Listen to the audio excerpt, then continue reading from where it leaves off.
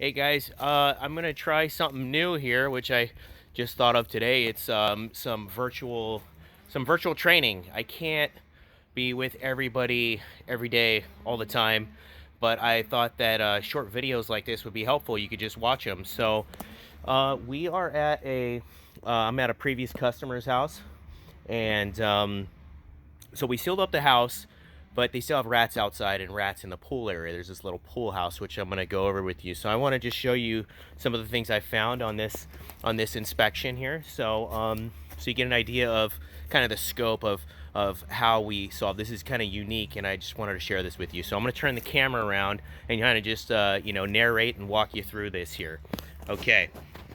So here, let me stand back so you can see. This is a little pool house, right? It's very small, okay? And let's see here. So Yvette said in this room, there are rats. She sees rats in here. Okay, so the first thing I think of is, how are rats getting in? Well, the bottom of the door here, there's lots of space. And we have little bit of chewing and that going on right there. So that's the first thing I saw.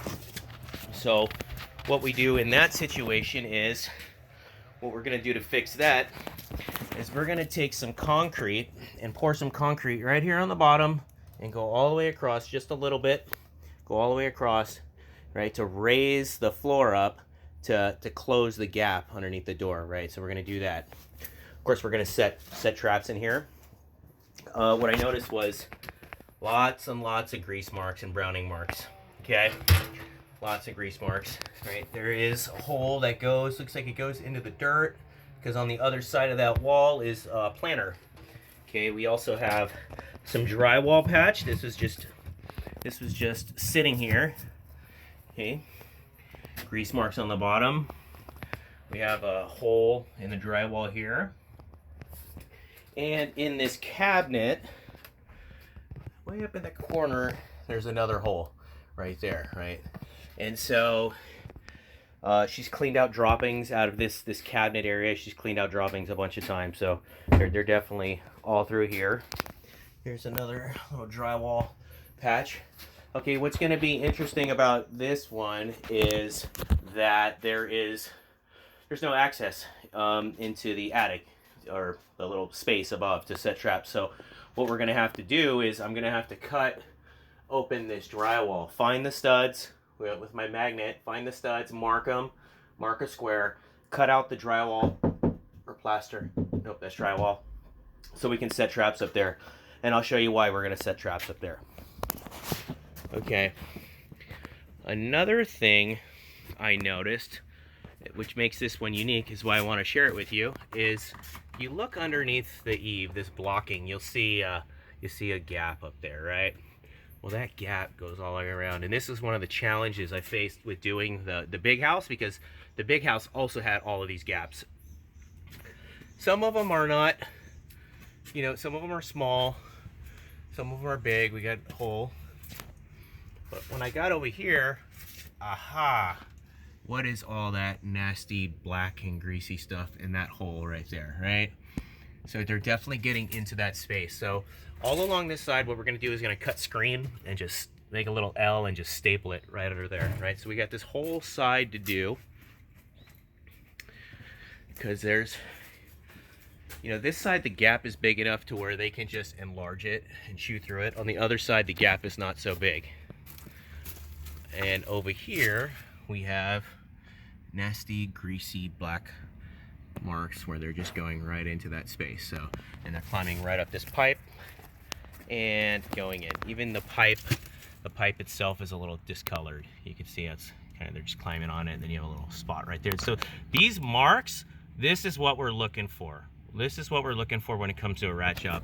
If we don't see that, well, they still could be getting in, but most of the time it's going to be like this. If they're coming in and out, what happens is they they pee and they poop, and then their tails just drag across it, and their tails get wet, and they're greasy and nasty, and it just leaves a mark. So you're gonna want to look for that. This is what we want to look for. Those right there, right? That's a telltale sign. So I went around and I don't see an attic space to get in to set traps up there, because we're gonna want to seal everything up and catch what's inside.